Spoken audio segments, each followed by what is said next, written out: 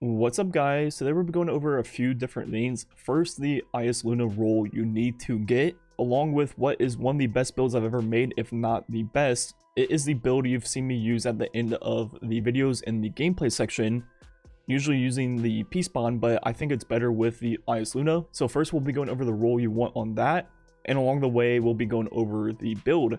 So first, looking at the Eyasluna, it is a 140 RPM Stasis hand cannon that you can farm from the new dungeon. And the way you do that is you want to farm the boss encounter. So what you can do is play it on a character you don't intend to farm on up through the boss. Then once you get to the boss, go ahead and change to the character you want to farm on. That way you store the CP on the other character. And what you do is you just simply complete the encounter. Then once you're done, you swap back to your character that has the checkpoint, drop in your team, swap back to your character you want to farm on, and rinse and repeat. And you want to do the boss because you get 2 drops per clear, and every single drop from the dungeon can drop in the boss encounter, so all 4 weapons and all 5 armor pieces. And just like the previous dungeons, it's only loot that you've unlocked on your first looted clear of the week. So if you've only ever gotten the 1000 yard stare from the boss, that is all that's going to be dropping from that when you farm it. So you first need to unlock the weapons to farm them. And we look at the perks on the Eyasluna on the right, there's going to be 3 I want to talk about. There's going to be Kill Clip, Demo, then also Headstone. So if you really need a damage perk in PvE, you can use Kill Clip. I'm not a huge fan of it just because the way it doesn't overlap with itself. But with it being a hand cannon and it has things like Outlaw and Left, I think it works really well as a damage perk on this weapon. But I think the better choice would be something like Demo, which will help you get your grenade back even faster. And with the way the game works right now with all the Elemental Well builds and things like that, it's not really a big deal to give up a damage perk on a PvE primer right now because of Font of Might, which will be a 25% buff to weapons that match your Elemental subclass. So if you're playing a Stasis build with the Eyasluna, whenever you pick up a Stasis Elemental Well, you'll get a 25% buff and it will in a way act like a damage perk. But by far the most important perk on the right is going to be Headstone, where precision final blows spawn a stasis crystal at the victim's location. And this perk didn't get buffed itself, but stasis crystals got a few really good buffs for PvE. The first one, it will increase the freeze radius when the crystal forms. Also, you're doing 60% more detonation damage versus PvE combatants, along with a 33% increase to the detonation radius. And you can just keep making Headstone even better with fragments, for example, Whisper of Fissures. In a way, it's going to be like a Headstone spec where it'll increase the damage and the radius of the explosions. So now with all that going on, you just simply get a headshot on an enemy, then you form the crystal and you'll shoot it, and it's like Dragonfly times 4. Anything nearby is just dead. The radius is huge, the damage is crazy. Before I said it was the Stasis equivalent of Dragonfly. Well, with these new buffs, it is way better than Dragonfly. It just absolutely destroys everything nearby. And like I mentioned, with fragments, you can just keep making Headstone even better. So you can use Whisper of Shards. That way, whenever you shatter the crystals themselves, you'll get a buff that will give you your grenade back faster. Whenever I shatter a crystal, I'll get 5 seconds of the improved ability regeneration, which is for your grenade, and that will go up to 10 seconds if you destroy multiple crystals. So obviously with Headstone, that'll be happening all the time. And as you might have seen in that clip, it took 2 shots with my Eyasluna per crystal. But if you put on this fragment right here, Whisper of Rending, kinetic weapons do increase damage to stasis crystals and frozen targets. And this does work with stasis kinetic weapons. It'll make it so that Eyasluna only takes 1 shot to destroy crystals, which will make it feel a lot better when you're shooting those Headstone crystals that form. And Headstone's even better because when you shoot the Headstone crystals, they count as weapon final blows, which means it will proc perks like Verity's Brow. As you see, I just went to ×1 to ×4 by shattering the crystal, which is really cool. And any perk in the game that requires a weapon final blow, it should work off the crystals.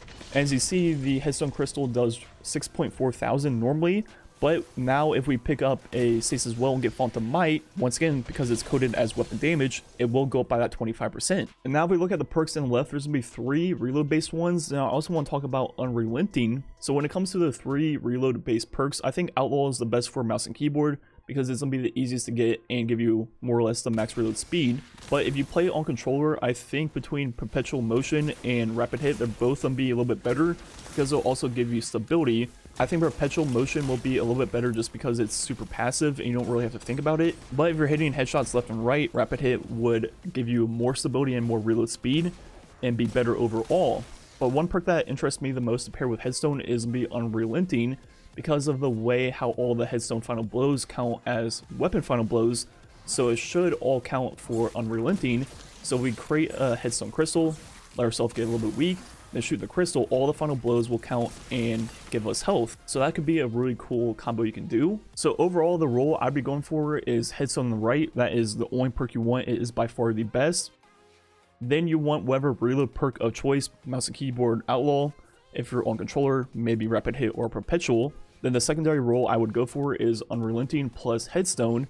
Then for your mag, I would want just something like Flared Magwell, then a reload based masterwork. And that is by far the best roles you can get in PvE. And we're just going to finish out the build. So we've already showed off a few of the fragments I'm using, but going over my subclass, the first thing to note is Glacier Grenade, which just got a huge buff because of all the crystal buffs. Then I have Ice Flare Bolts. Then I also have Bleak Watcher. And the first three fragments I've already shown off: Shards, Fissures, then Rending, and the fourth one will be the Whisper of Chains. While you're near frozen targets or a friendly stasis crystal, you take reduced damage from targets. So as you play, if there's any crystals that aren't necessarily near a big group of enemies, just leave them up and you'll get that 40% damage resistance. And the radius isn't like that huge, but it's also not that small. For this build, our exotic armor piece of choice will be the Verity's Brow, which is going to work extremely well with this build. So first, you're going to be getting your grenade along with your teammates' grenades back much faster than normal, and pair that with the improved ability regeneration. You're going to be getting your grenade very quickly, and not to mention it's going to be easy to keep ×5 going because the Headstone final blows will also count towards getting the perk. But almost more importantly is the way it interacts with Glacier Grenade. Verity's Brow will double your grenade's damage, but for a Glacier Grenade, the grenade itself doesn't actually do damage. It's when you shatter the shards. Well, Verity's Brow works with the shatters on your Glacier Grenade. So now as you play, you have the choice between converting your grenade to the Stasis turret, which will be better for enemies are more like spread apart. Then when you get to a big group or a major ultra, whatever it is, you can throw your Glacier Grenade, which will be doing double damage because of Verity's Brow.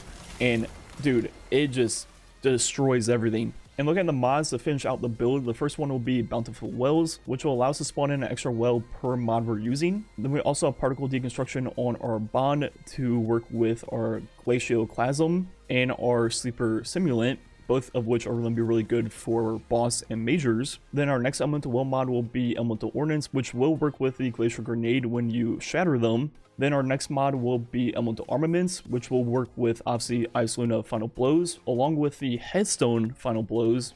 They will proc this perk and create Stasis Elemental Wells. I also have 2 grenade kickstarts on my gauntlets, but if I'm using the Unrelenting role, I drop one for Hand Cannon Reloader. And our next mod will be Explosive Well Maker, which will create Solar Elemental Wells on both our Headstone Final Blows, our Glacier Grenade Final Blows, and then finally with things like Reservoir Burst on our Glacioclasm. So there's going to be 3 different ways to get the Solar Elemental Wells, and when you pick those up, you'll still get a chunk of your grenade back. Finally, when we pick up the Stasis Elemental Wells, we have Phantom Might to give our Eyasluna 25% more damage along with the Headstone Shatters.